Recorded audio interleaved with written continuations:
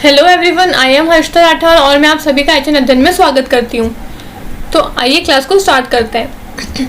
आज का हमारा टॉपिक होने वाला है शिक्षण को प्रभावित करने वाले कारक, मतलब फैक्टर्स अफेक्टिंग टीचर्स। कुछ ऐसे फैक्टर्स जो कि टीचिंग को अफेक्ट करते हैं। अब टीचिंग को प्रभावित करने वाले या टीचिंग को अफेक्ट करने वाले ऐसे बहुत सारे फैक्टर्स होते हैं जो कि हमारी टीचिंग को क्या करते हैं, अफेक्ट करते हैं। कुछ फैक्टर्स हमारी टीचिंग को पॉजिटिवली अफेक्ट करते हैं और कुछ फैक्टर्स हमारी टीचिंग को नेगेटिवली अफेक्ट करते हैं। ठीक है, तो आइए आज हम देखते हैं कि ऐसे कौन कौन से फैक्टर्स हैं जो हमारी टीचिंग को अफेक्ट कर रहे हैं, चाहे वो नेगेटिव हो चाहे वो पॉजिटिव अफेक्ट हो। ठीक है, तो सबसे पहला है हमारा टीचर्स एटीट्यूड, मतलब टीचर का एटीट्यूड, शिक्षक का दृष्टिकोण।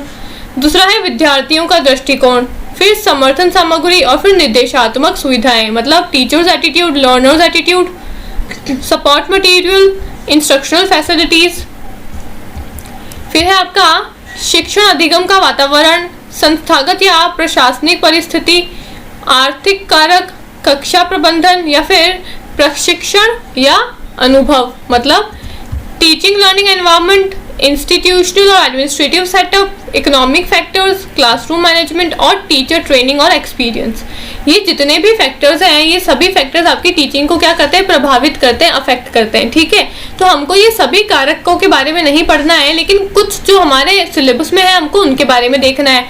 तो हमारे सिलेबस में है टीचर का एटीट्यूड, लर्नर का attitude, support material, instructional facilities, फिर है teaching learning environment, institutional setup और टीचर ट्रेनिंग एक्सपीरियंस। इन दोनों को हमको नहीं देखना है क्योंकि ये दोनों है हमारे सिलेबस में नहीं है। ठीक है, ये दोनों हमारे सिलेबस में नहीं है, तो इसलिए इन दोनों को हमको नहीं देखना है। बाकी सभी को हमको अच्छे से डिटेल में देखना है। ठीक है, तो सबसे पहले हम देखते हैं टीचर्स एटीट्यूड, मतलब शिक्षक का दृष्टिकोण। अब अपनी टीचिंग को लेकर या फिर टीचिंग को लेकर टीचर का कैसा एटीट्यूड है, टीचर का कैसा दृष्टिकोण है, वो किस तरीके से अपनी टीचिंग को पढ़ाता है, किस तरीके से अपनी टीचिंग को करता है, किस तरीके से अपने लर्नर्स का ध्यान रखता है, अपने कंटेंट को प्रेजेंट करता है उनके सामने। इन सभी चीज़ों को हम कहते हैं टीचर का एटीट्यूड, मतलब टीचर का दृष्टिकोण। ठीक है, तो teaching is an art and quality of teaching depends on the dedication, love, devotion of the teacher towards the subject. ठीक है, अब टीचिंग क्या है, एक आर्ट है जिसमें क्या होता है, जो टीचर है अपना जो भी डिवोशन है वो सब्जेक्ट के टुवर्ड्स दिखाता है। मतलब टीचर जो है उसका जो भी डिवोशन है, उसका जो भी क्या बोलते हैं, उसका जो भी बिलीफ है, जो भी डिवोशन है, जो भी सब्जेक्ट के टुवर्ड्स है, वो टीचर अपना शो करता है टीचिंग को लेकर। ठीक है, now teachers lack of confidence due to poor conceptual clarity में several affects teaching. To make teaching effective and productive following attitudes can be developed. मतलब क्या है इन सभी चीज़ों का, और टीचर्स एटीट्यूड होता क्या है, सिंपली बताती हूँ। टीचर्स एटीट्यूड मतलब पढ़ाते टाइम पे टीचर का कैसा एटीट्यूड है, टीचर अपने कैसे कंटेंट को यूज़ कर रहा है, अपने कंटेंट को कैसे अपने बच्चों के सामने प्रेजेंट कर रहा है। ठीक है, टीचर को अपने सब्जेक्ट मटेरियल की नॉलेज है नहीं है, टीचर के अंदर कॉन्फिडेंस है नहीं है, मोटिवेशन है नहीं है, ये सभी चीज़ें जो है वो आपके टीचर्स के एटीट्यूड के अंदर आती है। अगर टीचर के अंदर अच्छी स्किल्स है पढ़ाने के लिए, अच्छा कॉन्फिडेंस लेवल है, अगर उसके अंदर अच्छा कॉन्फिडेंस है कि वो अपने मटेरियल को अच्छे से बच्चों के सामने प्रेजेंट कर सकता है, बच्चों को अच्छे से समझा सकता है अपने कंसेप्ट को, तो टीचिंग जो है वो अच्छे से होगी, बच्चे भी इंटरेस्ट लेके पढ़ाई करेंगे। लेकिन अगर टीचर के अंदर कॉन्फिडेंस नहीं होगा, लैक ऑफ कॉन्फिडेंस होगा, मतलब कॉन्फिडेंस की कमी होगी, मोटिवेशन की कमी होगी, है ना, अपने सब्जेक्ट को लेकर उसकी स्ट्रॉन्ग कमांड नहीं होगी, अच्छी पकड़ नहीं होगी अपने सब्जेक्ट को लेकर, अपने टॉपिक को लेकर, तो टीचर क्या करेगा, उसमें कॉन्फिडेंस नहीं आएगा, और कॉन्फिडेंस नहीं आएगा तो वो अच्छे से पढ़ा नहीं पाएगा, और पढ़ा नहीं पाएगा तो ना टीचिंग अच्छे से हो पाएगी और ना ही लर्निंग अच्छे से हो पाएगी, है ना। तो टीचर का एटीट्यूड जो है वो बहुत ही अफेक्ट करता है आपकी टीचिंग को, कि टीचर का एटीट्यूड कैसा है, टीचर का दृष्टिकोण कैसा है अपनी टीचिंग को लेकर, किस तरीके से वो अपनी टीचिंग को बच्चों के सामने प्रेजेंट करता है, कितने इफेक्टिव तरीके से प्रेजेंट करता है, ताकि टीचिंग जो है वो और ज़्यादा प्रभावी बन के निकल के आए और ज़्यादा इफेक्टिव बने। ठीक है, तो ये है आपका टीचर का एटीट्यूड। नेक्स्ट है शिक्षकों का दृष्टिकोण, मतलब लर्नर्स एटीट्यूड। अब ये सभी चीज़ें जो है वो आपकी लर्नर्स के एटीट्यूड को क्या करती है, इफेक्टिव लर्निंग में कन्वर्ट करती है। ये सभी चीज़ें जो है वो लर्निंग को इफेक्टिव बनाती है। मोर इंटेंसिटी ऑफ लर्निंग, मतलब लर्नर के अंदर नई नई चीजें लर्न करने की और समझने की क्या होनी चाहिए, इच्छा होनी चाहिए। मोर रिटेंशन मतलब ज्यादा से ज्यादा चीजों को याद करने की कैपेसिटी एक बच्चे के अंदर होनी चाहिए। जॉयफुल लर्निंग मतलब जो भी कुछ वो लर्न करे अपने अच्छे मन से, अपने सच्चे मन से, अपनी इच्छा के अकॉर्डिंग उसको आनंद लेके लर्न करे, ताकि वो चीज़ उसको बोरिंग ना लगे और इसलिए लर्न ना करे कि सिर्फ उसको पढ़ाई करके क्लास पास करनी है और अच्छे नंबर लेके आने, बल्कि इसलिए लर्न करे कि वो उस चीज़ में उसको इंटरेस्ट आ रहा है और वो ऐसा सोचे कि ये चीज़ जो है वो उसके आने वाले फ्यूचर में उसकी लाइफ लॉन्ग प्रोसेस तक काम आएगी। ठीक है।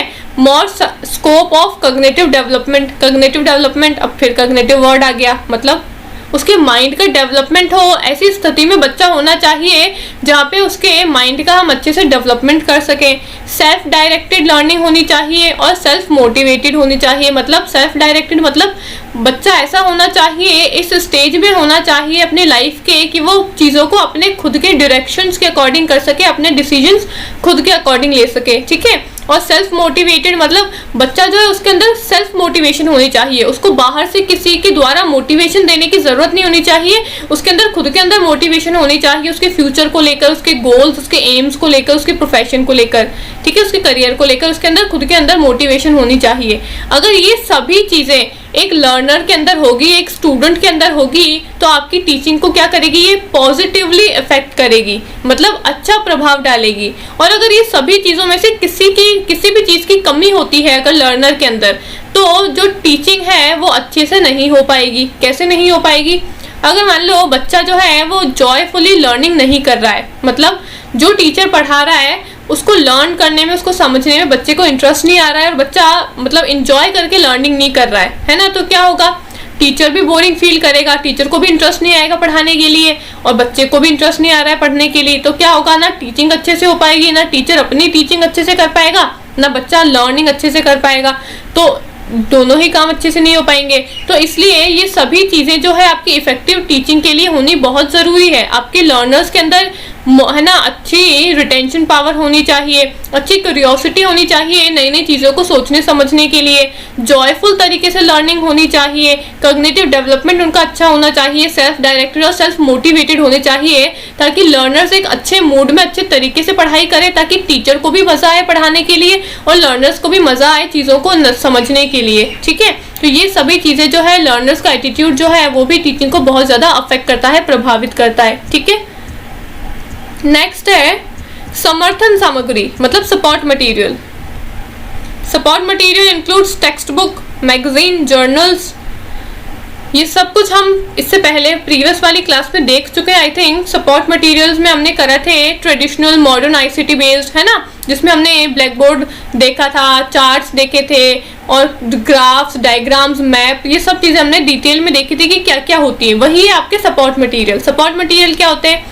जिस भी चीज़ का यूज़ करके टीचर अपनी टीचिंग को क्या कर रहा है, इफेक्टिव बनाने की कोशिश कर रहा है और ये कोशिश कर रहा है कि लर्नर्स को उसकी टीचिंग अच्छे से समझ में आ जाए, तो वो जिन भी चीज़ों का यूज़ करता है, जो भी चीज़ें उसको हेल्प करती है, वो होती है आपकी सपोर्ट मटेरियल। ठीक है।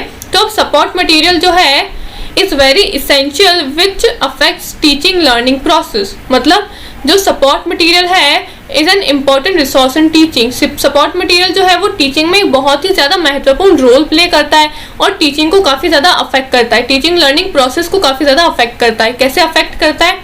सपोर्ट मटेरियल जिन चीज़ों का आप यूज़ कर रहे हैं अपनी टीचिंग को प्रभावी बनाने के लिए, ईजी बनाने के लिए बच्चों के लिए, है ना, तो आप ऐसी चीज़ों का यूज़ करो जो आज के ज़माने से जुड़ी हुई हो, ताकि बच्चे ज़्यादा से ज़्यादा उस चीज़ की तरफ अट्रैक्ट हो, है ना।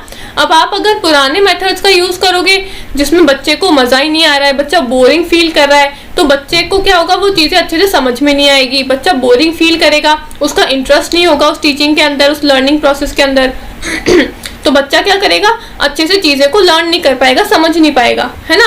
तो सपोर्ट मटेरियल जो है वो ऐसे होनी चाहिए, आपके बच्चों से रिलेटेड होने चाहिए, बच्चों के अकॉर्डिंग होने चाहिए, जिनको देख के बच्चे अच्छे से चीज़ों को समझ सकें और अंडरस्टैंड कर सकें। ठीक है। तो ये होता है आपका सपोर्ट मटेरियल। सपोर्ट मटेरियल जो है वो आपकी टीचिंग को काफ़ी ज़्यादा अफेक्ट करते हैं। क्यों अफेक्ट करते हैं? कि आप ऐसी चीज़ों का यूज़ करो ताकि बच्चों के अकॉर्डिंग चीज़ों का यूज़ करो ताकि बच्चों को वो चीज़ें अच्छे से समझ में आए। अगर आप बच्चों के अकॉर्डिंग सपोर्ट मटेरियल यूज करोगे तो बच्चे इंटरेस्ट लेके अपनी टीचिंग करेंगे, अपनी लर्निंग करेंगे। अगर आप बच्चों के अकॉर्डिंग अपना सपोर्ट मटेरियल यूज नहीं करोगे तो बच्चे बोरिंग फील करेंगे, और अगर बच्चों को इंटरेस्ट नहीं आएगा पढ़ने में तो टीचर को भी इंटरेस्ट नहीं आएगा पढ़ाने में, तो ना लर्निंग अच्छे से हो पाएगी ना ही टीचिंग अच्छे से हो पाएगी, है ना। तो इसलिए कहा है कि सपोर्ट मटेरियल जो है वो आपकी टीचिंग को और लर्निंग प्रोसेस को काफी ज्यादा अफेक्ट करते हैं, काफी ज्यादा प्रभावित करते हैं, ठीक है। नेक्स्ट है इंस्ट्रक्शनल फैसिलिटीज। इंस्ट्रक्शनल फैसिलिटीज और सपोर्ट मटेरियल में क्या डिफरेंस है? सपोर्ट मटेरियल वो मटेरियल होते हैं जो एक टीचर को हेल्प करते हैं उसकी टीचिंग को आसान बनाने के लिए, ठीक है। लेकिन इंस्ट्रक्शनल फैसिलिटीज वो फैसिलिटीज होती है जिसके थ्रू टीचर अपनी टीचिंग को अपने बच्चों की तरफ पहुंचा रहा है, अपने बच्चों के पास में पहुंचा रहा है। मतलब टीचर अपनी टीचिंग को कैसे कर रहा है, ऑनलाइन तरीके से कर रहा है, ऑफलाइन तरीके से कर रहा है, कैसे अपने बच्चों तक अपनी टीचिंग को पहुंचा रहा है, वो है आपका इंस्ट्रक्शनल फैसिलिटीज। किस फैसिलिटी का यूज करके, किस टेक्नोलॉजी का यूज करके टीचर अपनी टीचिंग को अपने बच्चों तक पहुंचा रहा है ना। ऑडियो मेथड का यूज कर रहा है, विजुअल मेथड का यूज कर रहा है, ऑडियो विजुअल का यूज कर रहा है, ऑनलाइन का यूज कर रहा है, ऑफलाइन का यूज कर रहा है, कौन सी फैसिलिटी का यूज कर रहा है, वो होती है आपकी इंस्ट्रक्शनल फैसिलिटीज, ठीक है। तो अब हम देखते हैं कि इंस्ट्रक्शनल फैसिलिटीज किस तरीके से आपकी टीचिंग को अफेक्ट करती है। अब इंस्ट्रक्शनल फैसिलिटीज में हम आगे एक थ्योरी पढ़ेंगे जिसमें कहा गया था एक स्कॉलर ने कि जितने ज़्यादा सेंसेस आपके यूज़ होंगे लर्निंग के लिए उतनी ही ज़्यादा लर्निंग जो है वो इफेक्टिव होगी, ठीक है। मतलब अगर आप किसी चीज़ को सिर्फ देख के सीखने की कोशिश कर रहे हो, है ना, तो आपका सिर्फ एक ही सेंस यूज़ होगा, आपकी सिर्फ आंखें ही यूज़ होगी उसके अंदर, तो लर्निंग जो है वो इतनी ज़्यादा अच्छे से नहीं हो पाएगी। या आप किसी चीज़ को सिर्फ सुन के ही समझने की कोशिश कर रहे हो, याद करने की कोशिश कर रहे हो, तो लर्निंग जो है वो इतनी ज़्यादा इफेक्टिव नहीं होगी, क्योंकि उसमें भी आपका सिर्फ कानों का ही यूज़ हो रहा है, एक सेंस का यूज़ हो रहा है। लेकिन आप किसी ऐसी चीज़ को देख के लर्न करने की कोशिश करते हो, सीखने की कोशिश करते हो, जहाँ पे आपकी आंखें और आपके कान, आपका दिमाग, सब सेंसेस का यूज़ हो रहा है। मतलब वो तरीके कौन से हो सकते हैं? ऑडियो विजुअल तरीके, ऑडियो तरीके जिसमें आप सिर्फ चीज़ों को सुन के रिसीव कर सकते हो, ठीक है। और इसका एग्जाम्पल क्या है? रेडियो पे हम सिर्फ सुन सकते हैं चीज़ों को, तो ऐसे तरीके जिस पे हम सिर्फ चीज़ों को सिर्फ सुन सकते हैं वो होते हैं आपके ऑडियो मेथड्स, ऑडियो फैसिलिटीज़। वो तरीके जिस पे हम सिर्फ चीज़ों को देख के समझ सकते हैं, देख के नॉलेज ले सकते हैं, जैसे कि आपका न्यूज़पेपर है ना, तो वो होते हैं आपके विजुअल फैसिलिटीज़। लेकिन कुछ ऐसे तरीके होते हैं जिसमें हम देख भी सकते हैं, हम सुन भी सकते हैं, जैसे कि वीडियो प्रेजेंटेशन, है ना। वीडियो में हम देख भी सकते हैं क्या ग्राफिक्स आ रही है, और हम सुन भी सकते हैं आवाज़ को। तो वीडियो प्रेजेंटेशन जिसमें ऑडियो विजुअल दोनों ही मेथड्स का यूज़ हुआ है, तो स्कॉलर ने कहा है कि जितने ज़्यादा सेंसेस का यूज़ होगा आपकी लर्निंग के लिए, उतनी ही ज़्यादा आपकी लर्निंग जो है वो इफेक्टिव बनेगी, प्रभावी बनेगी, ठीक है। तो इंस्ट्रक्शनल फैसिलिटीज़ में वही फैसिलिटीज़ ही आती है कि आप किस फैसिलिटी के थ्रू अपने बच्चों को पढ़ा रहे हो या फिर अपने बच्चों तक अपनी टीचिंग को पहुंचा रहे हो। आप टीवी का यूज़ कर रहे हो, रेडियो का यूज़ कर रहे हो, फिल्म टाइप्स का यूज़ कर रहे हो, इंटरनेट का यूज़ कर रहे हो, प्रोजेक्टर्स का यूज़ कर रहे हो, किस का यूज़ कर रहे हो, है ना। तो आप जितने ज़्यादा सेंसेस का यूज़ करने वाली चीज़ों का यूज़ करोगे अपनी टीचिंग के लिए, उतनी ही ज़्यादा आपकी टीचिंग जो है वो क्या बनेगी? इफेक्टिव बनेगी, है ना। मतलब अपनी टीचिंग के अंदर ऐसी फैसिलिटीज़ का यूज़ करो ताकि बच्चे के ज़्यादा से ज़्यादा सेंसेस क्या करें? यूज़ में हो, बच्चे के दिमाग भी चले, आंखें भी चले, कान भी चले, है ना, उसके ज़्यादा से ज़्यादा सेंसेस का यूज़ हो। मतलब ऑडियो विजुअल तरीके से आप पढ़ाओ बच्चे को, ताकि बच्चे के सारे सेंसेस यूज़ में हो, सारे सेंसेस काम करते हो, ताकि बच्चे को क्या हो, अच्छे से ज़्यादा अच्छे से वो चीज़ें जो है वो समझ में आएगी। तो ये होता है आपका इंस्ट्रक्शनल फैसिलिटीज़। और इसी तरीके से इंस्ट्रक्शनल फैसिलिटीज़ जो है आपकी टीचिंग को क्या करता है? अफेक्ट करता है। जितने ज़्यादा अच्छे फैसिलिटीज़ के आप चीज़ें यूज़ करोगे, इंस्ट्रक्शंस यूज़ करोगे, उतनी ही ज़्यादा आपकी टीचिंग जो है वो इफ़ेक्टिव बनेगी, ठीक है। नेक्स्ट है शिक्षण अधिगम का वातावरण, मतलब टीचिंग लर्निंग का एनवायरनमेंट।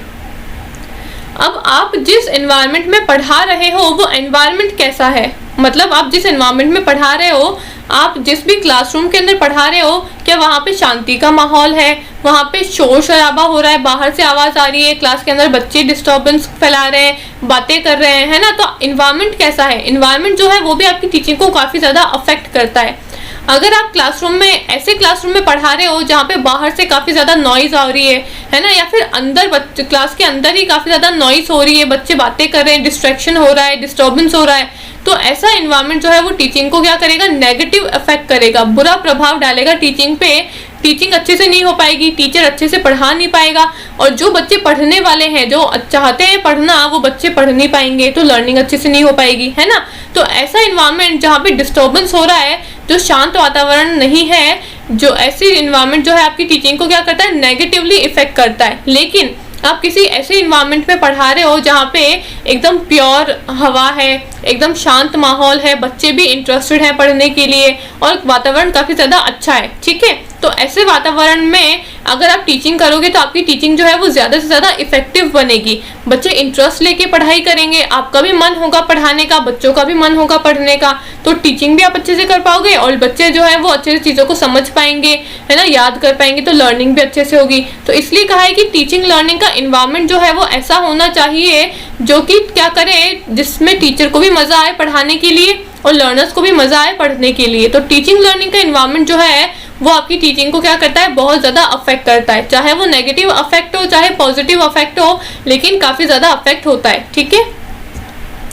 दूसरा है इंस्टीट्यूशनल और एडमिनिस्ट्रेटिव सेटअप। मतलब आप जिस इंस्टीट्यूशन में पढ़ा रहे हो, जिस ऑर्गेनाइजेशन में आप काम कर रहे हो, वो ऑर्गेनाइजेशन का सेटअप कैसा है। मतलब आप अगर किसी ऑर्गेनाइजेशन में काम करते हो, किसी स्कूल में काम करते हो, और वहाँ पे आप अगर टीचिंग का काम कर रहे हो, तो उस ऑर्गेनाइजेशन में अगर ज़्यादा रूल्स एंड रेगुलेशंस होंगी, ज़्यादा टीचर पे बाउंडेशंस लगाई जाएगी, या फिर ज़्यादा लर्नर्स के ऊपर बाउंडेशंस लगाई जाएगी, तो ना टीचर फ्री होके अपनी टीचिंग कर पाएगा, ना लर्नर्स फ्री होके टीचिंग कर पाएंगे, है ना। अगर मान लो वहाँ पे टीचर्स पे ऐसे रेस्ट्रिक्शंस होंगी कि टीचर को सिर्फ आधे घंटे के अंदर, है ना, एक लेक्चर कंप्लीट करके, एक टॉपिक कंप्लीट करके आना होगा, तो टीचर क्या करेगा, जल्दी से जल्दी कोशिश करेगा कि उसका पूरा सिलेबस खत्म हो जाए, आधे घंटे के अंदर उसका एटलीस्ट एक टॉपिक तो फटाफट खत्म हो जाए। तो वो क्या करेगा, क्योंकि उस ऑर्गेनाइजेशन के रूल्स ही यही है, नियम ही यही है, तो टीचर को क्या करना पड़ेगा, उस ऑर्गेनाइजेशन के रूल्स के अकॉर्डिंग काम करना पड़ेगा। तो वो ये कोशिश करेगा कि फटाफट उसका आधे घंटे में एक टॉपिक जो है वो कंप्लीट हो जाए।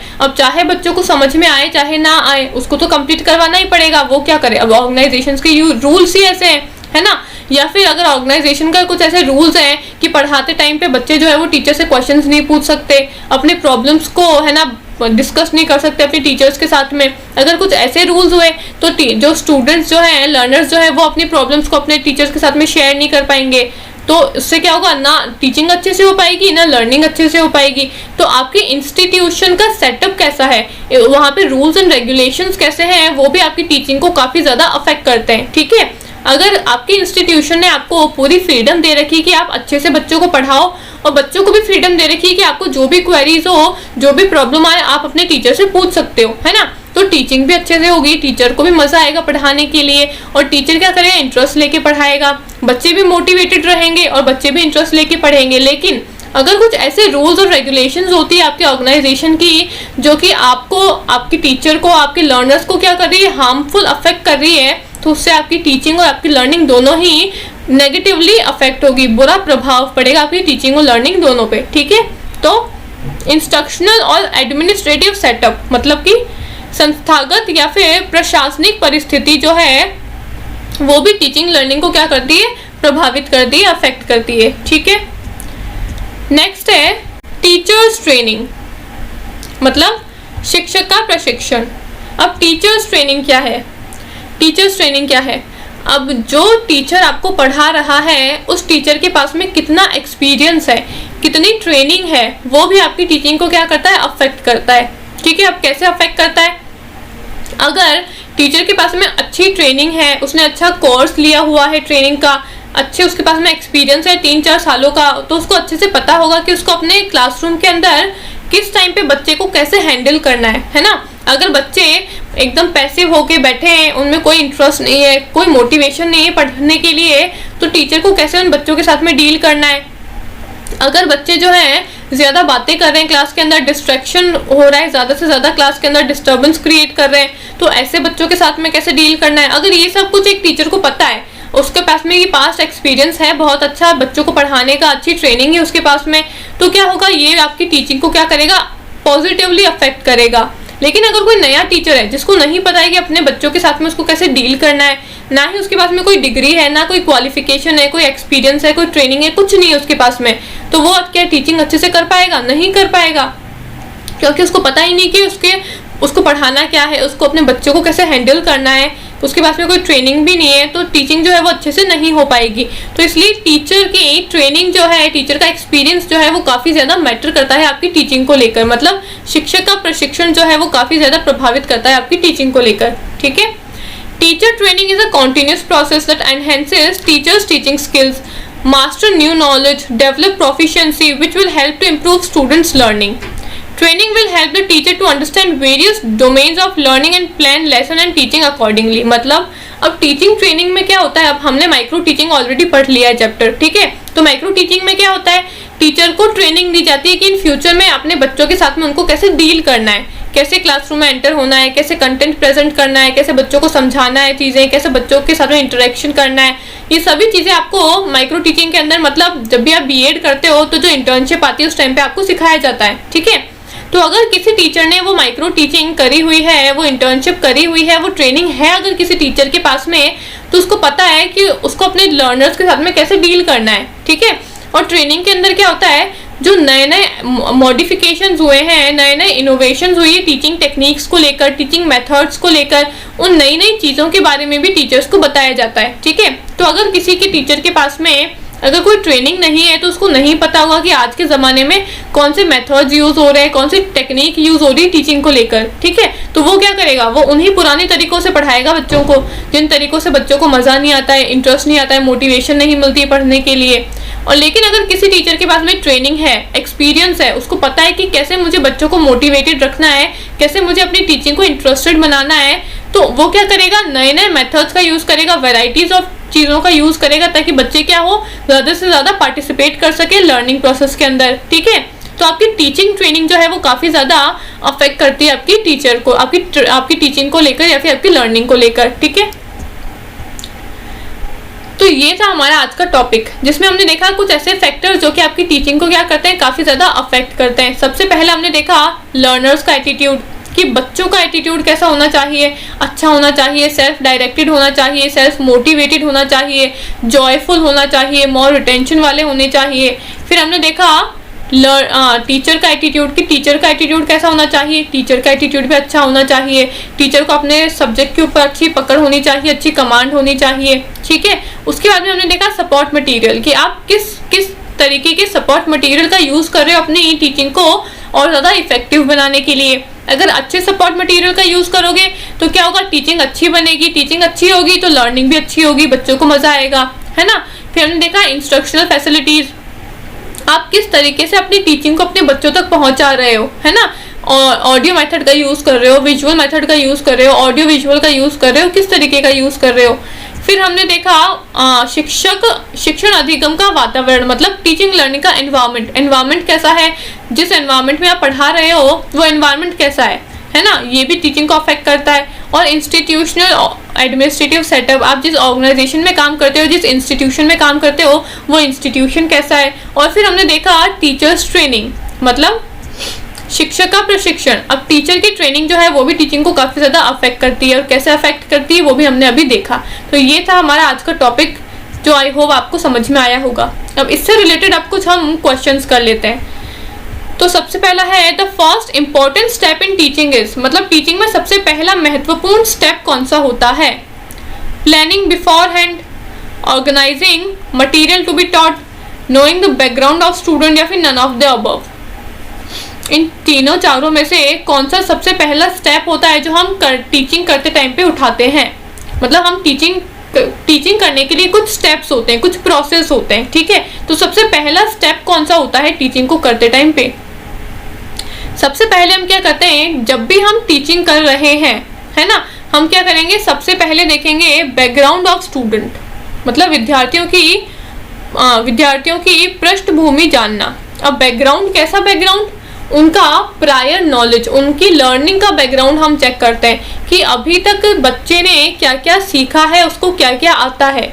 बैकग्राउंड मतलब और कुछ इकोनॉमिकल सोशल बैकग्राउंड नहीं, उसका हम लर्निंग बैकग्राउंड चेक करेंगे कि अभी तक बच्चे ने क्या क्या सीखा है। ठीक है, तो सबसे पहला स्टेप होता है हमारा बैकग्राउंड चेक करना। उसके बाद में हम क्या करते हैं, प्लानिंग करते हैं।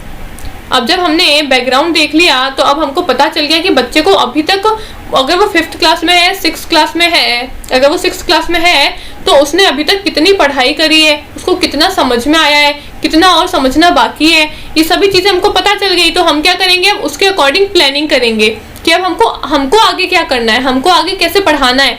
क्या हमको कुछ चीजें 5th क्लास की भी रिवाइज करानी है, या फिर 5th क्लास का मैटर उसको अच्छे से कंप्लीटली अंडरस्टूड है तो हम उसको 6th क्लास से स्टार्ट कर सकते हैं, है ना। तो इन सब के अकॉर्डिंग हम क्या करेंगे, प्लानिंग करते हैं। फिर सेकंड स्टेप में, थर्ड स्टेप में क्या करते हैं, ऑर्गेनाइज मटेरियल। मतलब अब हमने जब प्लानिंग कर ली कि हमको कैसे पढ़ाना है, हमको कौन सा टॉपिक पढ़ाना है, कौन सा सब्जेक्ट पढ़ाना है, कैसे पढ़ाना है, तो हम थर्ड स्टेप में क्या करेंगे, अब जिस तरीके से हमको पढ़ाना है उस तरीके में हमको किस किस चीज़ों की ज़रूरत होगी, किस किस मटेरियल की ज़रूरत होगी, हमको कंटेंट की ज़रूरत होगी, हमको सब्जेक्ट की ज़रूरत होगी, टॉपिक की ज़रूरत होगी, कुछ सपोर्ट मटेरियल्स की ज़रूरत होगी। तो जिस जिस चीज़ों की हमको ज़रूरत होगी हम उन मटेरियल को ऑर्गेनाइज करेंगे। उसके बाद में हम फिर फोर्थ स्टेप में हम टीचिंग करते हैं। ठीक है, जब प्लानिंग हो गई, मटेरियल ऑर्गेनाइज कर लिया, तो फिर फोर्थ स्टेप में हम क्या करेंगे, टीचिंग करेंगे। और फिर फिफ्थ स्टेप होगा जिसमें हम इवेल्युएशन करते हैं, मतलब बच्चे का टेस्ट लेते हैं। और फिर टेस्ट लेके हमको फीडबैक मिलता है, हमको पता चलता है कि जो हमने पढ़ाया है क्या वो बच्चे को समझ में आया या नहीं समझ में आया। ठीक है, तो ये पांचों स्टेप होते हैं आपके टीचिंग के। सबसे पहले क्या करते हैं, बैकग्राउंड चेक करते हैं, फिर प्लानिंग होती है, फिर ऑर्गेनाइजिंग मटेरियल होता है, फिर फोर्थ में हम क्या करते हैं, टीचिंग करते हैं, और फिफ्थ में इवेल्युएशन होता है। और उस इवेल्युएशन के अकॉर्डिंग फिर हमको फीडबैक मिलता है। तो ये है आपके 5 स्टेप्स जिसके थ्रू आप अपनी टीचिंग को क्या करते हो, इफेक्टिव बनाते हो और टीचिंग को प्रॉपर्ली कर सकते हो। तो इसमें पूछा था सबसे पहला स्टेप कौन सा है, सबसे पहला स्टेप होता है knowing the background of student. ठीक है, नेक्स्ट क्वेश्चन है information overload in a classroom environment by a teacher will lead to. मतलब शिक्षक द्वारा कक्षा के वातावरण में अधिभारित सूचना से किसको बढ़ावा मिलता है, उच्च स्तरीय सहभागिता को, अर्थ संबंधी सटीकता को, प्रभावशाली छली या फिर विलंबित प्रतिक्रिया। मतलब high level participation, effective impression, semantic precision या फिर डिलेड फीडबैक। क्वेश्चन में क्या बोला है कि अगर कोई टीचर अपने स्टूडेंट्स को ओवरलोडेड इंफॉर्मेशन देता है, मतलब जितना स्टूडेंट ले सकता है उससे ज्यादा अगर वो इंफॉर्मेशन अपने बच्चों को देता है तो उससे क्या होता है, हाई लेवल पार्टिसिपेशन होता है। मतलब बच्चे ज़्यादा से ज़्यादा पार्टिसिपेट करने की कोशिश करते हैं, मतलब और इंटरेस्ट लेके पार्टिसिपेट करने की कोशिश करते हैं। या फिर सिमेंटिक प्रिसीजन होता है, इफेक्टिव इंप्रेशन पड़ता है टीचर का स्टूडेंट पे, या फिर डिलेड फीडबैक होता है। क्या होता है, अब याद रखना ओवरलोड जो है वो आपका एक नेगेटिव वर्ड है। ठीक है, तो जो आंसर होगा वो पॉजिटिव आंसर नहीं हो सकता है। इफेक्टिव इंप्रेशन नहीं पड़ेगा, हाई लेवल पार्टिसिपेशन नहीं होगा, ठीक है, और ना ही सिमेंटिक प्रिसीजन होगा, डिलेड फीडबैक होगा, क्योंकि जहाँ पे नेगेटिव वर्ड का यूज हुआ है वहाँ पे आंसर जो है वो नेगेटिव ही आएगा, पॉजिटिव नहीं आएगा। ठीक है, अब क्वेश्चन में क्या बोला है कि अगर टीचर ओवरलोड करके अपने बच्चे को इन्फॉर्मेशन देगा तो उससे क्या होगा, बच्चे ज्यादा से ज्यादा पार्टिसिपेट करने की कोशिश करेंगे। होगा क्या ऐसा, अगर टीचर ज्यादा इन्फॉर्मेशन देगा, ज्यादा होमवर्क देगा, होमवर्क भी दे रहा है, टेस्ट भी ले रहा है, प्रोजेक्ट्स भी दे रहा है, तो क्या बच्चे ज्यादा से ज्यादा पार्टिसिपेट करेंगे, क्या नहीं करेंगे, उल्टा पार्टिसिपेट करते होंगे तो मना कर देंगे कि नहीं नहीं मुझे नहीं करना, है ना। तो हाई लेवल पार्टिसिपेशन तो नहीं होगा। सेकेंड है सिमेंटिक प्रिसीजन। सिमेंटिक वर्ड जो है वो आपके कम्युनिकेशन के अंदर हम डीपली देखेंगे, लेकिन सिमेंटिक का मतलब होता है आपके वर्ड से रिलेटेड, मतलब आपके अर्थ से संबंधित। ठीक है, तो मतलब अर्थ से संबंधित सटीकता मिलती है क्या आपको, नहीं। आप जितनी ज्यादा से ज्यादा नॉलेज लोगे, ज्यादा से ज्यादा इंफॉर्मेशन को अपने अंदर स्टोर करके रखने की कोशिश करोगे, अगर वो चीज ओवरलोड हो जाएगी तो आपको जितनी चीजें समझ में आती है उतनी भी समझ में नहीं आएगी। ठीक है, मतलब आप अगर 1 घंटे का टॉपिक पढ़ सकते हो या फिर आप अगर एक दिन में 1 चैप्टर कंप्लीट कर सकते हो, उसकी जगह अगर आप ओवरलोड इन्फॉर्मेशन लेके 4 चैप्टर कंप्लीट करोगे तो आपको 1 चैप्टर भी अच्छे से समझ में नहीं आएगा, है ना। तो क्या सिमेंटिक प्रिसीजन होगा, मतलब अर्थ संबंधी सटीकता होगी, नहीं होगी, बिल्कुल नहीं होगी। थर्ड है इफेक्टिव इंप्रेशन। क्या टीचर का इफेक्टिव इंप्रेशन पड़ेगा स्टूडेंट पे, नहीं पड़ेगा। बच्चे क्या सोचेंगे कि यार कैसा टीचर है, कितना सारा होमवर्क देता है, कितना सारा काम देता है, तो अच्छा इंप्रेशन तो बिल्कुल नहीं पड़ेगा। लेकिन डिलेड फीडबैक जरूर होगा, मतलब जितना ज्यादा आप ओवरलोड करके अपने बच्चों को इन्फॉर्मेशन दोगे उतना ही ज्यादा फीडबैक मिलने में आपको क्या होगी, देरी होगी, विलंबता होगी। ठीक है, तो वो है आपका डिलेड फीडबैक। तो ओवरलोडेड इन्फॉर्मेशन अगर कोई टीचर अपने स्टूडेंट को देता है तो उससे क्या होता है, डिलेड फीडबैक मिलता है। ठीक है, नेक्स्ट क्वेश्चन है When the learning outcome of student are ensured with employment of less resources and efforts on the part of teacher and more initiative for self-learning is evident, which of the following expression will describe teacher most appropriately? मतलब क्या था इसका, मैं बताती हूँ।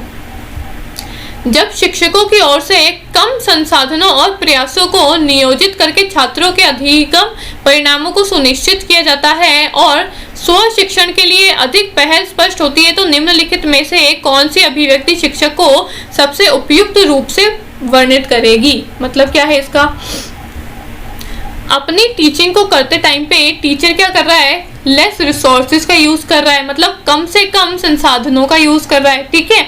और teaching में ये देखा जा रहा है कि सेल्फ लर्निंग जो है वो ज्यादा से ज्यादा हो रही है, मतलब बच्चा ये एफर्ट डाल रहा है कि वो खुद से करके चीजों को ज्यादा से ज्यादा सीखे। तो ऐसी सिचुएशन में क्या सही होगा, टीचर ये सक्सेसफुल, मतलब टीचर जो है वो सक्सेसफुल कहलाएगा, टीचर इफेक्टिव कहलाएगा, टीचर इंटेलिजेंट कहलाएगा, या फिर टीचर प्रैक्टिकल कहलाएगा? क्वेश्चन में क्या बोला है कि टीचिंग करते टाइम पे टीचर कम रिसोर्सेज का यूज कर रहा है, ठीक है, और वो ये देख रहा है कि बच्चा जो है वो ज्यादा से ज्यादा एफर्ट्स डाल रहा है खुद से चीजों को करके सीखने समझने की, मतलब सेल्फ लर्निंग ज्यादा कर रहा है बच्चा। तो इससे क्या हो रहा है, इससे टीचर क्या कहलाएगा, टीचर जो है वो इफेक्टिव कहलाएगा। मतलब एक इफेक्टिव टीचिंग क्या होती है, जहाँ पे हम ज्यादा से ज्यादा ये कोशिश करें कि बच्चे खुद से करके चीजों को सीखें। और यहाँ पे क्वेश्चन में क्या बोला है कि टीचर कम रिसोर्सेज का यूज कर रहा है, कम संसाधनों का यूज कर रहा है, लेकिन बच्चे ज्यादा से ज्यादा चीजों को खुद से करके ही सीख रहे हैं, समझ रहे हैं। तो यहाँ पे टीचर जो है वो इफेक्टिव कहलाएगा, प्रभावशाली कहलाएगा, ठीक है।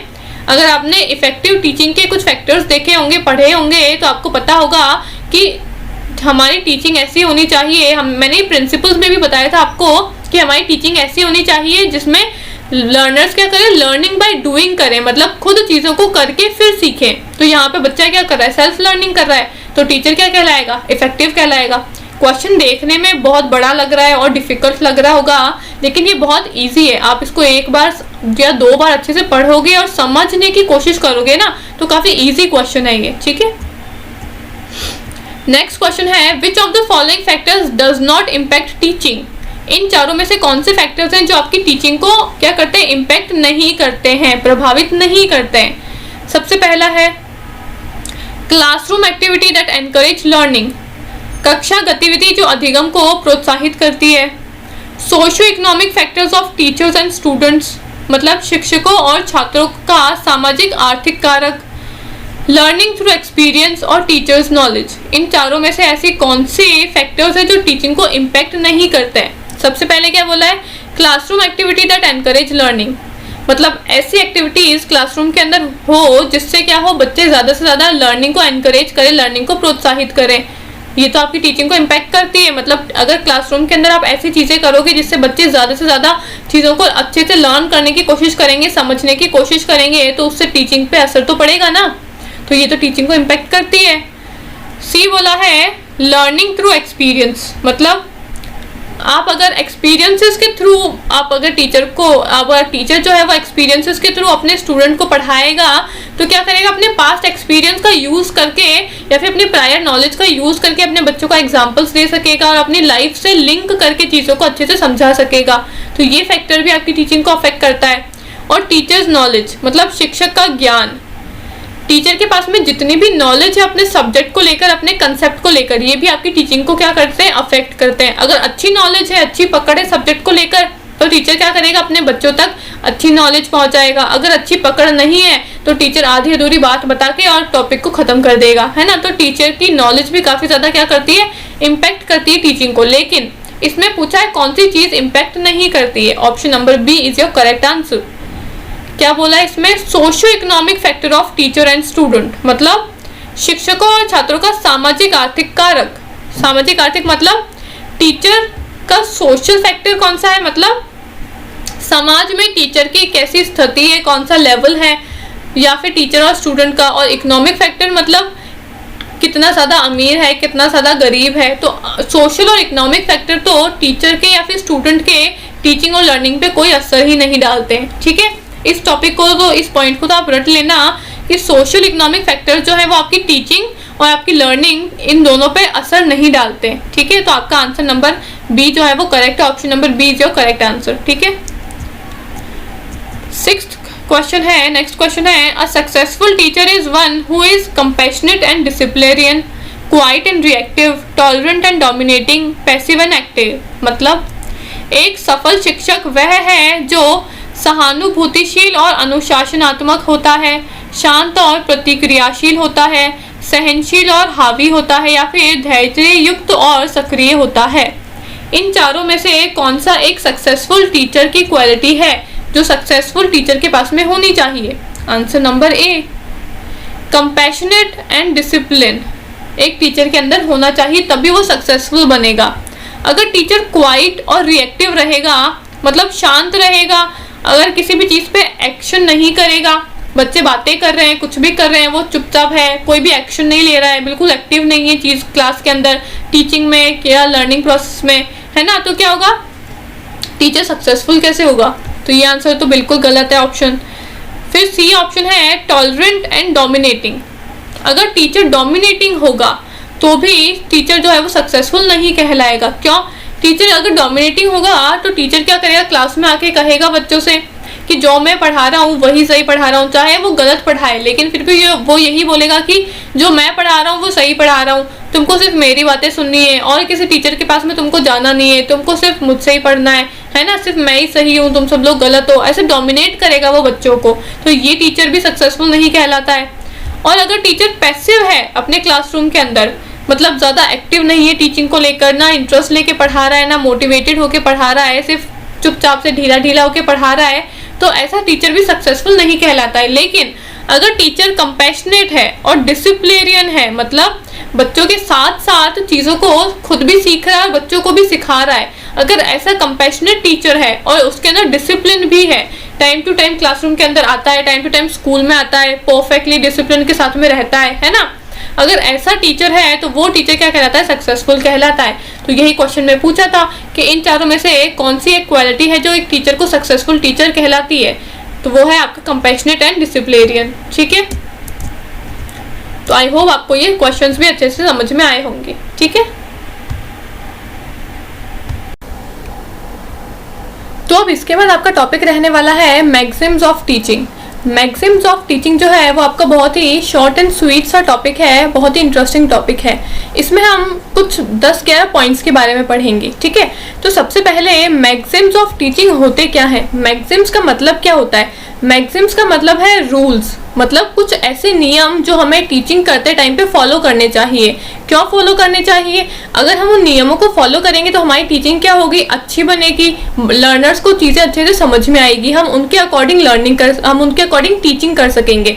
ये होता है मैक्सिम्स ऑफ टीचिंग, मतलब रूल्स ऑफ टीचिंग। टीचिंग में हमें कुछ नियमों को, कुछ रूल्स को फॉलो करना होता है ताकि हम हमारी टीचिंग को और एफिशिएंट और इफेक्टिव बना सकते हैं। ठीक है, तो बेसिकली 10-11 रूल्स हैं, 10-11 मैक्सिम्स हैं जिनको हमको अच्छे से समझना है। कई बार इनमें से भी क्वेश्चंस आ जाते हैं यूजीसी के अंदर। ठीक है, तो सबसे पहला मैक्सिम है आपका फ्रॉम नोन टू अननोन, मतलब ज्ञात से अज्ञात की ओर। अब ज्ञात से अज्ञात की ओर क्या कहता है कि हमको हमारी टीचिंग इस तरीके से करनी चाहिए कि जो बच्चा जानता है, जो नोन चीज है बच्चे के लिए, मतलब जो ज्ञात चीज है बच्चे के लिए, उससे हम बच्चे को अननोन की तरफ लेकर जाए, मतलब ज्ञात से अज्ञात की तरफ लेकर जाए। मतलब हमारी टीचिंग जो है, एक टीचर की टीचिंग जो है वो ऐसी होनी चाहिए कि जो बच्चा जानता है उस नोन चीज से वो उसको अननोन की तरफ लेकर जाए, जिससे क्या होगा?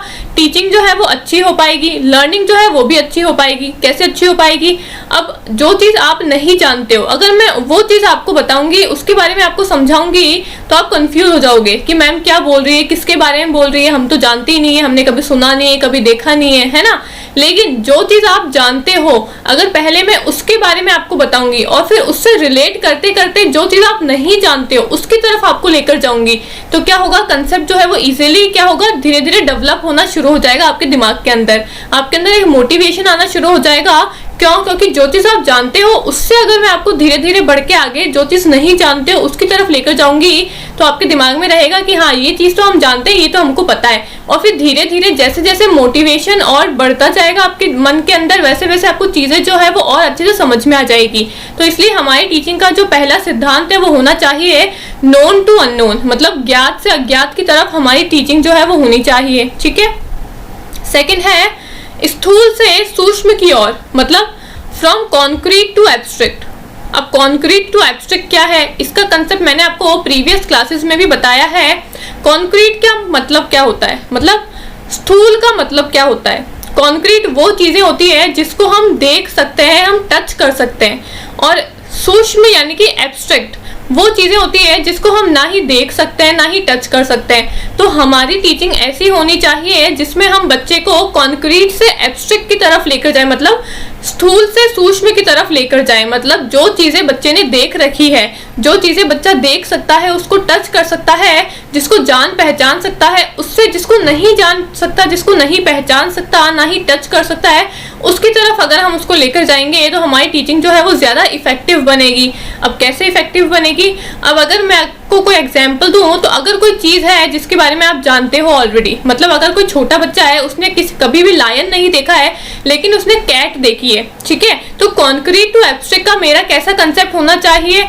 कॉन्क्रीट मतलब जो चीज उसने देखी है, जो चीज उसने टच करी है, उससे मैं उसको एब्स्ट्रैक्ट की तरफ लेकर जाऊंगी। जो चीज उसने कभी नहीं देखी है, उसने कैट देखी है, तो मेरे को अगर उसको लायन के बारे में बताना होगा तो मैं कैसे बताऊंगी। लायन जो है वो कैट फैमिली का ही है और कैट के जैसा ही दिखता है, उसके जैसा ही मिलता जुलता है।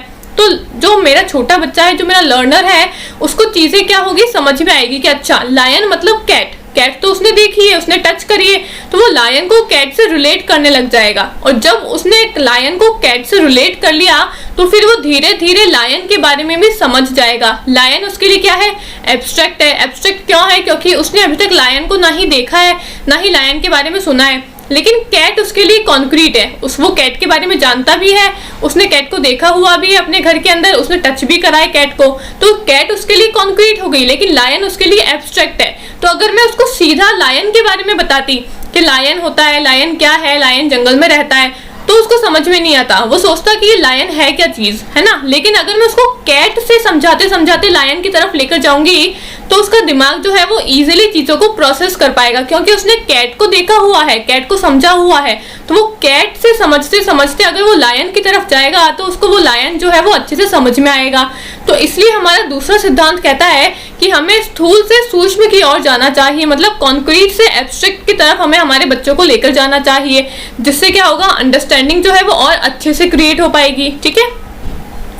तीसरा सिद्धांत क्या कहता है, सरल से जटिल की ओर, मतलब फ्रॉम सिंपल टू कॉम्प्लेक्स।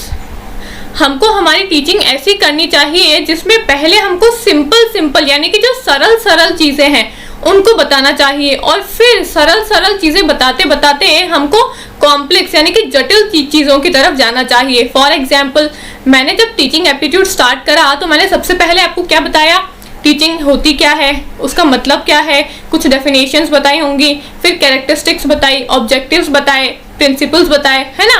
तो पहले मैंने आपको सरल चीजें बताई, उसके बाद में फिर मैंने आपको ब्लूम्स की टैक्सोनॉमी, गैगने ब्रिग्स की टैक्सोनॉमी, इवैल्यूएशन और ये सब कुछ फिर मैंने आपको बाद में बताया, है ना। अडोलसेंट के कैरेक्टरिस्टिक्स, अडल्ट के कैरेक्टरिस्टिक्स। तो ये क्या है, ये डिफिकल्ट कंसेप्ट थे। अगर मैं आपको स्टार्टिंग में ही ये डिफिकल्ट कंसेप्ट बता देती कि अडल्ट के कैरेक्टरिस्टिक्स क्या होते हैं, अडोलसेंट के कैरेक्टरिस्टिक्स क्या होते हैं, तो आपको समझ भी नहीं आते, आपको लगता कि ये मैम क्या समझा रही है, कुछ समझ ही नहीं आ रहा है। लेकिन मैंने पहले आपको चीजें सरल करके बताई। पहले मैंने आपको प्रिंसिपल्स बताए, एम्स बताए, कुछ ऑब्जेक्टिव्स बताए, है ना। उसके बाद में सरल चीजें बताने के बाद में फिर मैंने आपको डिफिकल्ट चीजें बताई, है ना, डिफिकल्ट थ्योरीज बताई, डिफिकल्ट कंसेप्ट्स बताए। तो आपको क्या हुआ, चीजें धीरे धीरे अच्छे से और समझ में आने लगी। तो ये होता है हमारा आज सरल से जटिल की ओर का कंसेप्ट, मतलब फ्रॉम सिंपल टू कॉम्प्लेक्स। मतलब हमारी टीचिंग जो है वो ऐसी होनी चाहिए जिसमें हम बच्चे को पहले सरल चीजें बताएं और फिर उसके बाद में हम जटिल की तरफ लेकर जाएं, मतलब सिंपल टू कॉम्प्लेक्स होनी चाहिए हमारी टीचिंग। नेक्स्ट है पूर्ण से अंश की ओर, मतलब फ्रॉम होल टू पार्ट। अब होल टू पार्ट क्या है, होल टू पार्ट, और एक और आपका कंसेप्ट आएगा नीचे, विश्लेषण से संश्लेषण की ओर, मतलब एनालिसिस टू सिंथेसिस। ये दोनों जो है वो क्या है, एक दूसरे के ऑपोजिट है। यहाँ पे लिखा हुआ भी है opposite of whole to part. Analysis to synthesis और होल टू पार्ट जो है दोनों ही एक दूसरे के क्या है, ऑपोजिट है। ऑपोजिट कैसे है?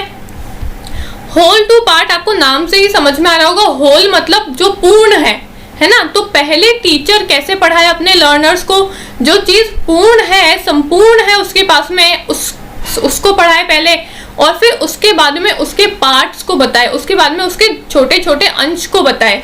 तो बच्चा क्या होगा, उसको अच्छे से चीजें समझ में आएगी। लेकिन एनालिसिस टू सिंथेसिस यानी कि विश्लेषण से संश्लेषण की ओर वाले कंसेप्ट में क्या बोला है, पहले टीचर क्या करे, एनालिसिस करके बच्चों को पढ़ाए और फिर उसके बाद में सिंथेसिस करे। एनालिसिस और सिंथेसिस हमने करा था ना ब्लूम्स की टैक्सोनॉमी में। एनालिसिस क्या होता है, किसी चीज को छोटे छोटे भागों में बांटकर और फिर उसको समझने की कोशिश करना। और सिंथेसिस क्या है, इसका ही ऑपोजिट है, मतलब छोटे छोटे भागों को जोड़ के उसको एक करके समझने की कोशिश करना। तो अब आपको समझ में आएगा होल टू पार्ट और एनालिसिस टू सिंथेसिस दोनों एक दूसरे के ऑपोजिट है। होल टू पार्ट में क्या बोला है कि पहले टीचर बच्चे को एज अ संपूर्ण चीज बताए और फिर उसके छोटे छोटे टुकड़े करके बताए। लेकिन एनालिसिस टू सिंथेसिस में क्या बोला है, पहले छोटे छोटे टुकड़े करके बताए और उसके बाद में पूरी संपूर्ण चीज बताए, है ना। तो ये दोनों कंसेप्ट जो है एक दूसरे के ऑपोजिट है। अब आप सोचोगे कि मैम तो हम करें क्या, हम होल टू पार्ट का यूज करें या फिर एनालिसिस टू सिंथेसिस का यूज करें, है ना। तो ये जो रूल्स दिए हुए हैं, ये रूल्स जो है वो टीचर के ऊपर डिपेंड करते हैं। टीचर को अपनी टीचिंग किस अकॉर्डिंग करनी है। टीचर अगर चाहता है तो वो अपने कंसेप्ट को होल टू पार्ट में भी समझा सकता है। अगर वो चाहता है कि किसी कंसेप्ट को उसको एनालिसिस टू सिंथेसिस करके पढ़ाना है तो वो वैसे भी पढ़ा सकता है। दोनों ही चीजें जो है वो दी हुई है। अगर टीचर चाहे तो चीजों को पहले छोटे छोटे टुकड़ों में भाग करके और फिर उसका संपूर्ण अंश बता के भी पढ़ा सकता है। अगर वो चाहे तो पहले किसी चीज का संपूर्ण अंश बताए और फिर उसके बाद में छोटे छोटे टुकड़ों में उनको समझाए। तो ये टीचर के ऊपर डिपेंड करता है कि उसको ये मैक्सिम्स को, मतलब इन रूल्स को कैसे अपनाना है अपनी टीचिंग के अंदर। ठीक है, तो ये दोनों ही कंसेप्ट क्लियर हो गए होंगे। होल टू पार्ट जिसमें पहले हम होल चीज के बारे में बताते हैं, मतलब पहले हम संपूर्ण चीज के बारे में बताते हैं, और फिर पार्ट मतलब फिर उसके बाद में उस संपूर्ण चीज को छोटे छोटे भागों में तोड़ के और फिर उसको बच्चों को समझाते हैं। एनालिसिस टू सिंथेसिस में क्या था, इसका ही ऑपोजिट था। एनालिसिस मतलब पहले जो संपूर्ण चीज है उसको छोटे छोटे टुकड़ों में बांटो और फिर अपने लर्नर्स को बताओ और फिर उसके बाद में सिंथेसिस करो। सिंथेसिस मतलब जो छोटे छोटे भागों में हमने उस चीज को बांटा है उसको जोड़ के उसको संपूर्ण करके बच्चों को बताओ। तो ये दोनों ही कंसेप्ट जो है वो एक दूसरे के ऑपोजिट है। ठीक है, आई होप समझ में आया होगा।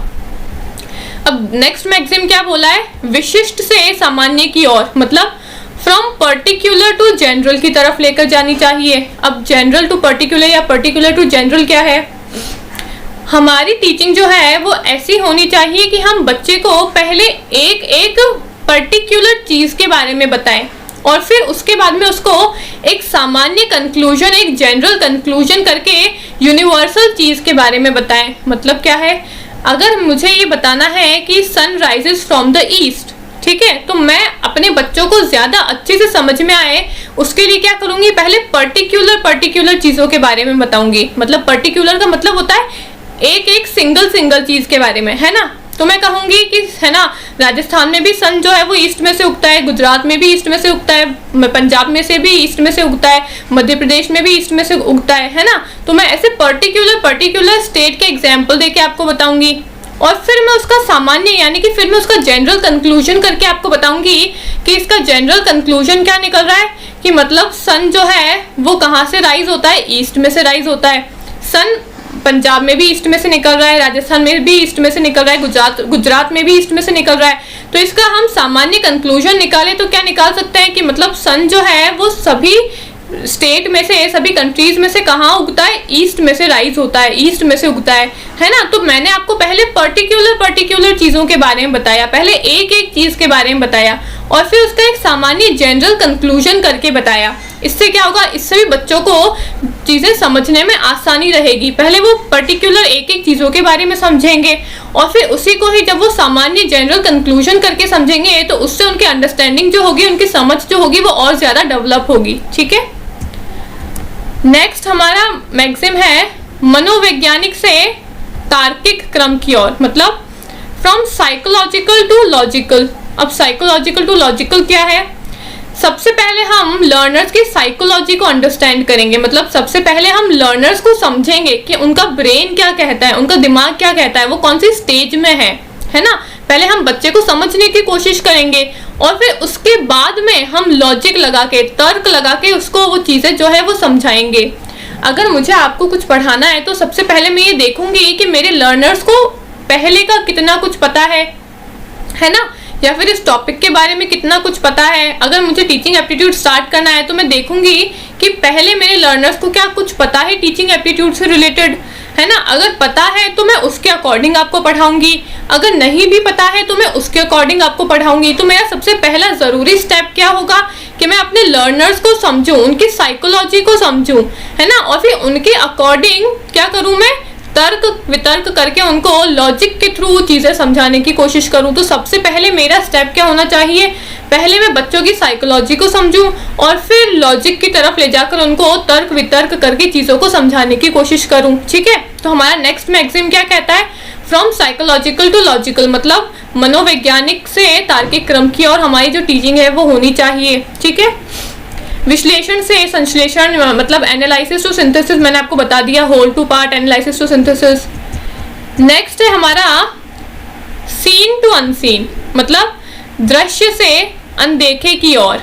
अब दृश्य से अनदेखे की ओर का क्या मतलब है, हमारी टीचिंग ऐसी होनी चाहिए जिसमें हमको ऐसी चीजों का यूज करना चाहिए जो बच्चे ने पहले देख रखी है ना, जो बच्चे ने सीन कर रखी है उससे हम अनसीन की तरफ जाएं, मतलब जो बच्चे ने पहले देख रखी है, पहले जान रखी है, उससे हम अनसीन की तरफ जाएं जो बच्चे ने नहीं देख रखी है, नहीं जान रखी है।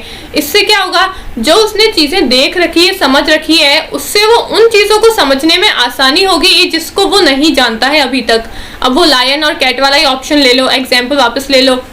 किसी बच्चे ने अगर कैट को ऑलरेडी देखा हुआ है तो हम उस कैट से रिलेट करके उसको, जो उसने लायन को नहीं देखा है, जो लायन उसके लिए अनसीन है ना, हम उसका कंसेप्ट उसको इजीली क्लियर करवा सकते हैं, इजीली समझा सकते हैं। तो सीन टू अनसीन का कंसेप्ट हमारा कहता है कि हमको, हमारी टीचिंग ऐसी होनी चाहिए जिससे हम लर्नर्स को सीन टू अनसीन की तरफ लेकर जाएं। इससे कंसेप्ट जो है वो उनको समझने में आसानी होती है, ठीक है। नेक्स्ट हमारा कहता है फ्रॉम एम्पिरिकल टू रेशनल, मतलब अनुभूति से युक्ति की ओर हमारी टीचिंग जो है वो होनी चाहिए, मतलब ऑब्जर्वेशन टू लॉजिकल।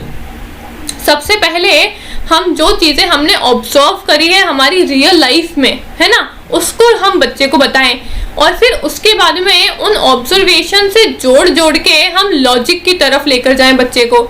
मतलब सभी आप देखोगे जितने भी पॉइंट्स हैं, जितने भी मैक्सिम्स हैं, सब एक दूसरे से मिलते जुलते हैं। Simple to complex, seen to unseen, known to unknown, सब एक ही बात बोल रहे हैं, बस सबके शब्द अलग अलग है, ठीक है। लेकिन आपको इनके जो अलग अलग टर्म्स दी हुई है, अलग अलग नाम जो दिए हुए हैं वो भी आपको पता होना चाहिए, लेकिन कंसेप्ट जो है वो सबका सेम ही है, ठीक है। कि मतलब सरल चीजों से हमको बच्चे को कहाँ लेकर जाना है, डिफिकल्ट की तरफ लेकर जाना है, सीन से उसको अनसीन की तरफ लेकर जाना है, सिंपल से कॉम्प्लेक्स की तरफ लेकर जाना है, नोन से अननोन की तरफ लेकर जाना है ना। तो एम्पिरिकल टू रेशनल भी यही कह रहा है, जो चीजें बच्चे ने ऑब्जर्व कर रखी है, उसने देख रखी है, उसकी लाइफ से जुड़ी हुई है, उसको पहले आप बच्चे को समझाओ, है ना, उसका एग्जाम्पल लेके पहले आप बच्चे को बताओ और फिर उसके बाद में आप उसको लॉजिक लगा के, तर्क वितर्क लगा के चीजें समझाओ। तो उससे क्या होगा, उसको वो चीज अच्छे से समझ में आएगी और जल्दी समझ में आएगी और उसके लंबे समय तक वो चीज उसके दिमाग में रहेगी, ठीक है। तो है आपका नेक्स्ट एम्पिरिकल टू रेशनल, मतलब अनुभूति से युक्ति की तरफ, ठीक है। अब नेक्स्ट क्या है, अगला मैगजीम है आपका actual to representative. Actual to representative मतलब वही सेम बात है, real to models and pictures, मतलब पहले हम बच्चे को रियल चीज़ों के बारे में बताएं, एक्चुअल चीज़ों के बारे में बताएं जो रियल लाइफ में एग्जिस्ट करती है, मतलब जो उसने कभी देख रखी है, उसने सुन रखी है ना। पहले हम उसको रियल लाइफ की चीज़ों के बारे में बताएं और फिर उसके बाद में एक्चुअल से हम उसको रिप्रेजेंटेटिव की तरफ लेकर जाएं। रिप्रेजेंटेटिव फॉर्म ऑफ टीचिंग क्या होता है, जिसमें हम किसी मेथड का यूज़ करते हैं बच्चे को पढ़ाने के लिए। वो मेथड क्या होते हैं, हम अलग अलग चीज़ों का यूज़ करते हैं, जैसे डायग्राम्स का यूज़ करते हैं, है ना। हमको अगर वर्ल्ड के बारे में बताना है तो हम ग्लोब का यूज़ करेंगे, मैप का यूज़ करेंगे, अलग अलग 3D मॉडल्स का यूज़ करते हैं, है ना। वो चीज़ें मतलब एग्जिस्ट तो नहीं करती, वो हमने खुद ने बनाई है बच्चे को समझाने के लिए, है ना। तो इसमें क्या कहा है कि हम एक्चुअल चीज से बच्चे को रिप्रेजेंटेटिव की तरफ लेकर जाएं। मतलब एक्चुअल चीज क्या हुई, जो रियल में प्रेजेंट है बच्चे के सामने, तो पहले आप उसको बच्चे को समझाने की कोशिश करो, उस एक्चुअल चीज से बच्चे को समझाने की कोशिश करो, और फिर उसके बाद में आप रिप्रेजेंटेटिव वाली फॉर्म का यूज करो। रिप्रेजेंटेटिव वाली फॉर्म क्या हुई, जिसमें हम मॉडल्स का, 3D मॉडल्स का, ग्राफ्स का, मैप का, है ना, ग्लोब का, इन सब का यूज करते हैं। अब याद रखना, रिप्रेजेंटेटिव मॉडल जो है, रिप्रेजेंटेटिव जो टीचिंग है, वो आपकी हायर एजुकेशन, हायर क्लासेस में होती है। क्यों हायर क्लासेस में होती है? अब बड़े बच्चों के सामने अगर आप 3D मॉडल्स लेकर जाओगे, कोई मैप लेकर जाओगे, ग्लोब लेकर जाओगे, है ना, एटलस लेकर जाओगे, तो उनको तो वो चीज़ें पता है, क्योंकि वो इतने बड़े हो चुके हैं कि उन्होंने ग्लोब, एटलस, मैप ये सब देखा है अपनी लाइफ में। लेकिन अगर आप छोटे बच्चों के सामने ये सब चीजें लेकर जाओगे तो क्या उनको समझ में आएगा? उनको पता है एटलस क्या होता है, ग्लोब क्या होता है, मैप क्या होता है, 3D मॉडल क्या होता है? नहीं पता ना। तो इसलिए रिप्रेजेंटेटिव मॉडल जो है, रिप्रेजेंटेटिव वाली जो फॉर्म ऑफ टीचिंग है, वो हम हायर क्लासेस में ज्यादा करते हैं, ठीक है। इसीलिए कहा है कि आपको बच्चे को पहले एक्चुअल चीजों से रिप्रेजेंटेटिव की तरफ लेकर जाना चाहिए। मतलब जो चीजें रियल में प्रेजेंट है, एक्चुअल में प्रेजेंट है आपके पास में, पहले आप उससे बच्चे को समझाओ। और फिर अगर नहीं समझ में आता है तो जो चीजें आपके पास में प्रेजेंट नहीं है, जो रिप्रेजेंटेटिव फॉर्म में है, मतलब मॉडल्स के फॉर्म में, पिक्चर्स के फॉर्म में है, उसके थ्रू फिर आप बच्चे को समझाओ, ठीक है। तो इससे क्या होगा, इससे भी बच्चा जो है वो चीजों को रिलेट कर पाएगा। अगर सपोज क्लासरूम के अंदर कोई ब्लैक बोर्ड है, ठीक है, तो आप सबसे पहले उस ब्लैक बोर्ड का यूज करो, वो एक्चुअल में प्रेजेंट है ना, वहां पे एक्चुअल में प्रेजेंट है वहां पे, तो आप पहले ब्लैक बोर्ड का यूज करो, उस पर डायग्राम्स बनाओ और फिर उसको समझाने की कोशिश करो। और फिर उसके बाद में अगर आपके पास में कोई 3D मॉडल नहीं है, अगर आपको हार्ट का कंसेप्ट आप समझा रहे हो, तो आप उसको कैसे समझाओगे? फिर उसके बाद में फिर आप क्या करो, एक 3D हार्ट मॉडल का यूज करके फिर बच्चे को समझाने की कोशिश करो, ठीक है। तो पहले एक्चुअल से आप रिप्रेजेंटेटिव की तरफ जाओ। तो ये है आपके कुछ maxims: actual to representative, seen to unseen, whole to part, analysis to synthesis, psychological to logical, particular to general, whole to part, simple to complex, concrete to abstract, known to unknown। ये जितने भी Maxim's हैं ये सब एक दूसरे से मिलते जुलते हैं, बस इनके नाम अलग कर दिए हैं, ठीक है। तो आपको सबके नाम पता होना चाहिए और बेसिक इनके टर्म्स के क्या मतलब है, एब्स्ट्रैक्ट का क्या मतलब है, कॉन्क्रीट का क्या मतलब है, साइकोलॉजिक का, लॉजिकल का, कॉम्प्लेक्स का, सिंपल का, इन सभी के बस टर्म्स पता होने चाहिए, बाकी सबका मतलब जो है वो सेम ही है, ठीक है। तो आई होप आपको समझ में आए होंगे सभी मैक्सिम्स और मेरी पूरी class. Thank you so much. अगर आपको इसके PDF नोट्स चाहिए तो वो मैं टेलीग्राम पे पोस्ट कर दूंगी, आप टेलीग्राम को ज्वाइन कर लो, लिंक जो है वो आपको डिस्क्रिप्शन में मिल जाएगा, ठीक है। और हमारी वीडियो को भी लाइक एंड शेयर कर दीजिए। Thank you.